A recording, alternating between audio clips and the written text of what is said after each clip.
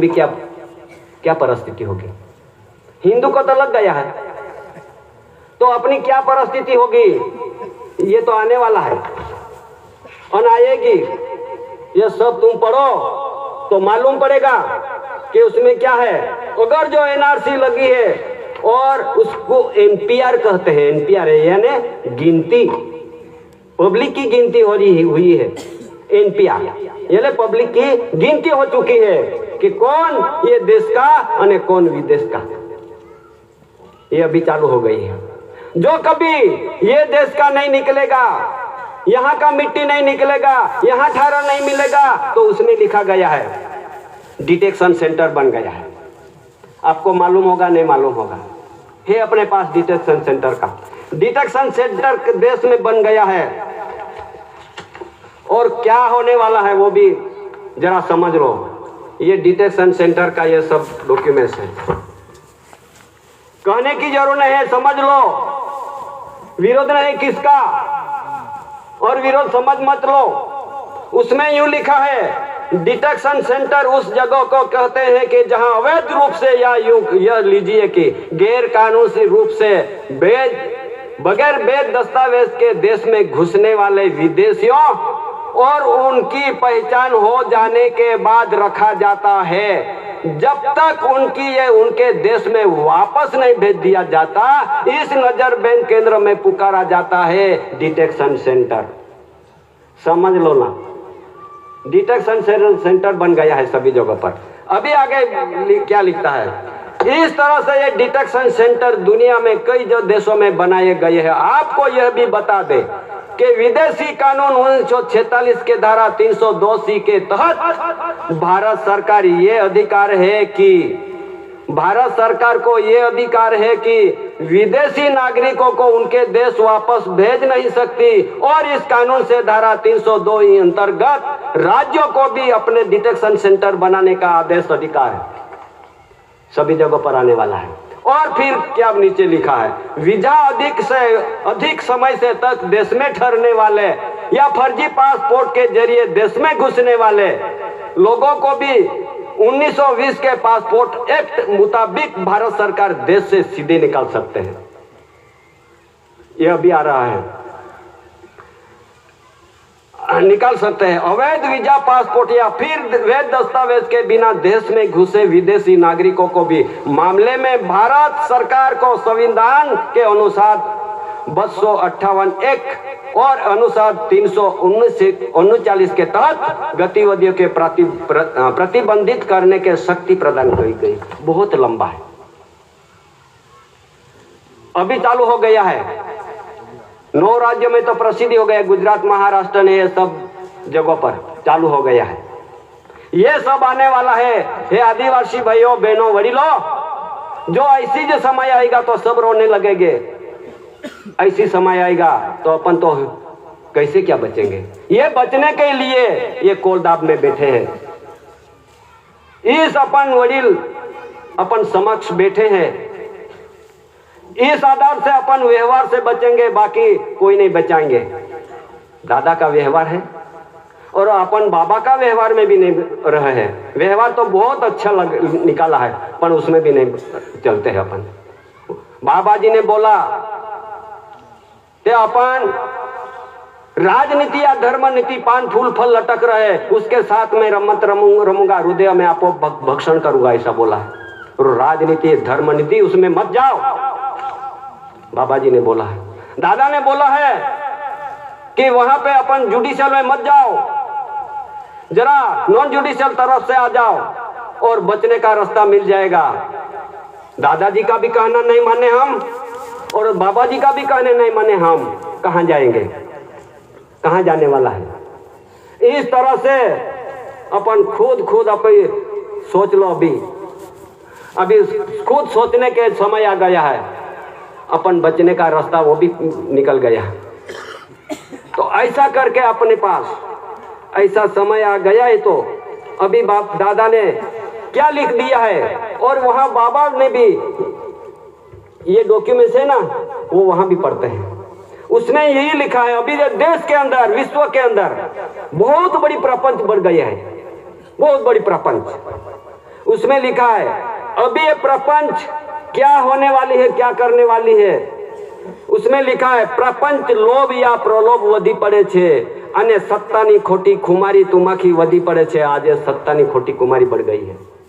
सभी के ये शरीर में है ना, ये कलयुग भरा गया है, कलयुग भरा गया है, सत्ता की खोटी खुमारी बढ़ गई है। उसमें लिखा है वधी पड़ी छे त्यारे त्यारे धर्मनी ग्लानि थाय छे, संस्कृति नष्ट पामे छे, ज्यारे ज्यारे त्यारे त्यारे पितु पदे ऐसी अवतार ले छे अपना समाज माटे। ये समाज के लिए ऐसी अवतार लेता है।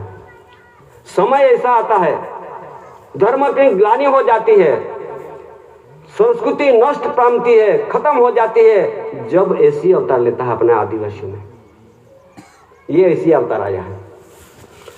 हस्तांतरवासी देशांतरवासी वर्ण संकरोनी शुद्धिकरण इमिग्रेंट्स वीजा एक्ट और immigrants visa pact. Immigrants act और इमिग्रेंट्स वीजा पैक्ट करार थाय छे, अभी करार हो गया है, चालू है, ये चालू है, करारे थाय छे।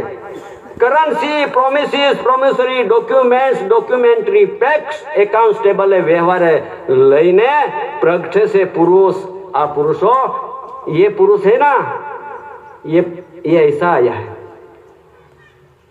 ये पुरुष के अपन गिनती तो नहीं किया जाता है। ये पुरुष कौन था, ये वडील कौन था, क्या मालूम।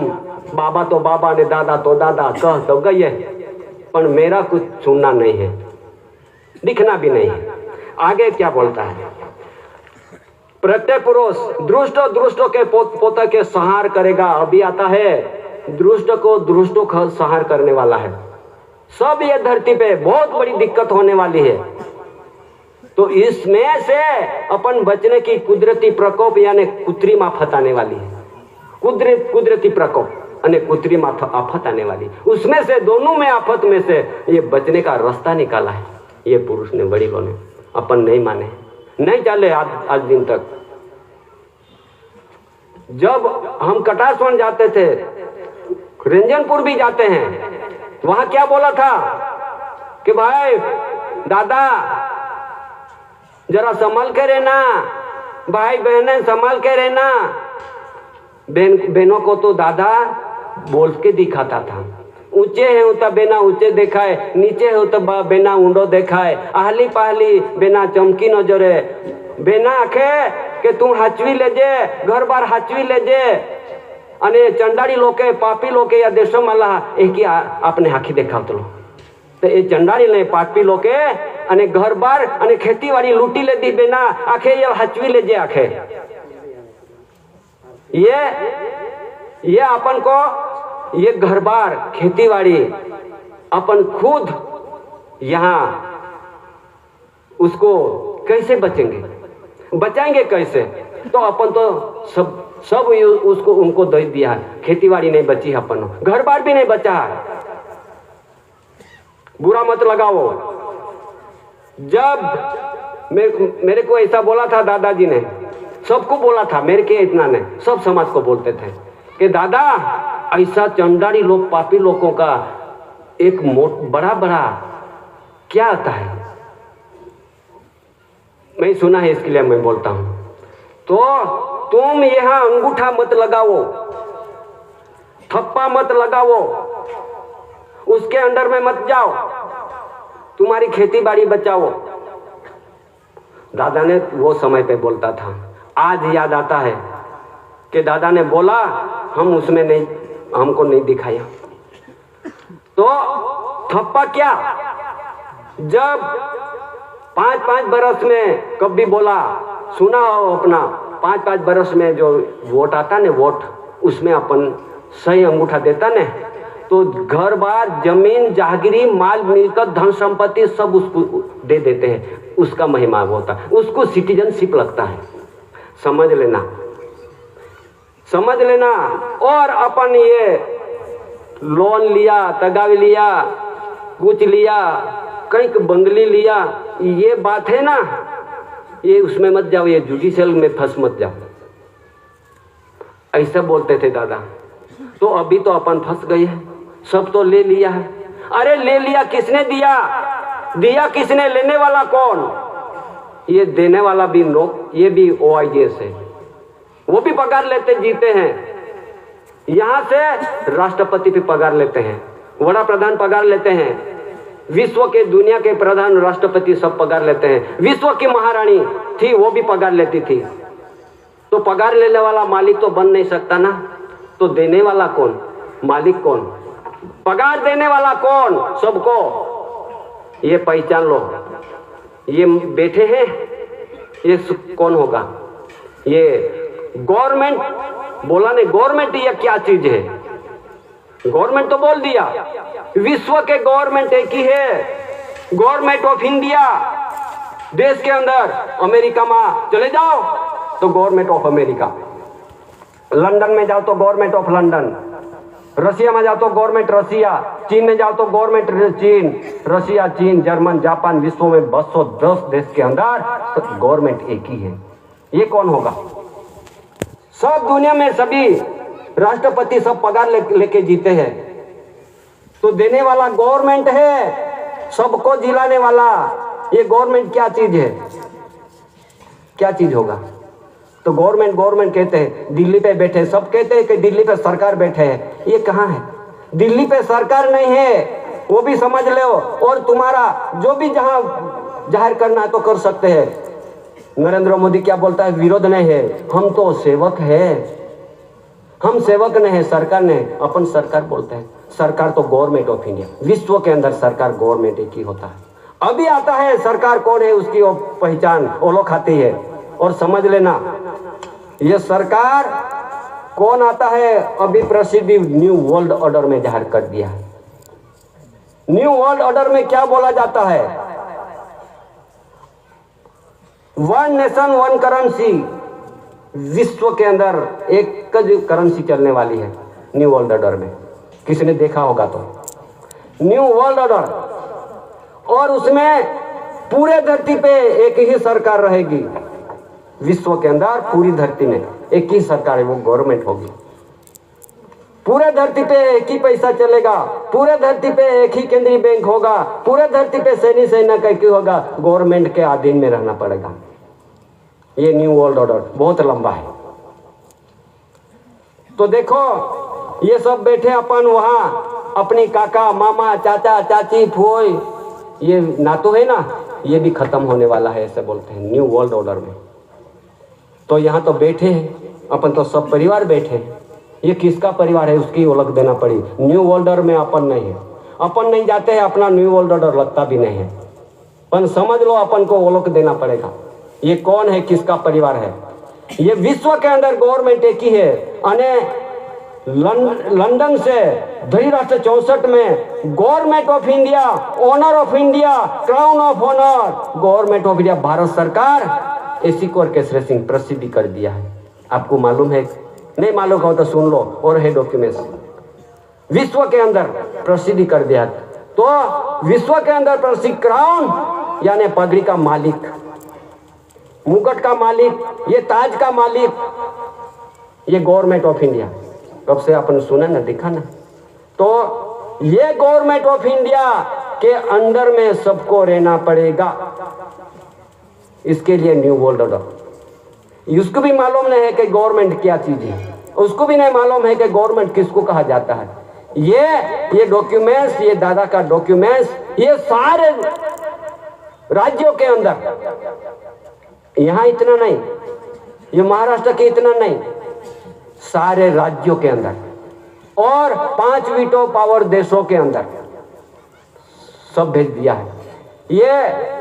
ये राज्यों, कितने राज्यों में भेजा दिया है, कई कौन सी जगहों पर भेजा है, कौन सी जगहों पे टेबल पे रखा है, वो जाके पूछ लेना कि ये राज्यों के अंदर ये गवर्नर राज्यपाल है, और ये DGP है, डायरेक्टर जनरल ऑफ पुलिस है, मिलिट्री का वड़ा है वहां पे, और चीफ जस्टिस हाई कोर्ट मुख्य वहां पे, और सभी जगहों पे तुम अभी भी ढूंढ लो, अभी भी पूछ परछ कर लो, किसको नहीं मालूम पड़ता हो तो ये देश के अंदर जितने भी स्टेट राज्य है ये सभी जगहों पर भेज दिया, रिकॉर्ड बनवाया और यहाँ सही सिक्का भी करवा दिया।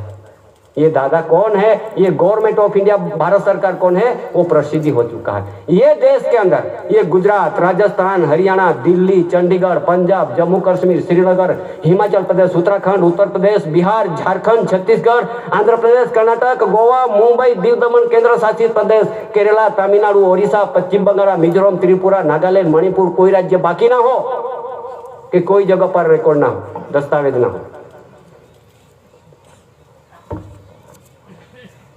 किसी को जैसा के ऐसे बोलते हैं, दिखने का तो जरूर दिख लो, अगर नहीं मालूम पड़ता होगा तो पूछ लो चाणक्यपुरी नवी दिल्ली माहिती खाता को पूछ लो कि ये दस्तावेज यहाँ पे है कि नहीं। पूछ लो सुप्रीम कोर्ट को, पूछ लो राष्ट्रपति को, नहीं तो मालूम पड़ता है तो मुंबई जाके पूछ लो चाणक्य अपने ये टंकसार में एसी इंडिया गवर्नमेंट मिंट मुंबई टंकसार में पैसे जहां छपाते हैं ना वहां पे पूछ लो, मालूम पड़ जाएगा। पूछ लो कॉमनवेल्थ लंदन के अंदर जाके पूछ लो कि गवर्नमेंट ऑफ इंडिया कौन है, विश्व के गवर्नमेंट कौन है, मालूम पड़ जाएगा।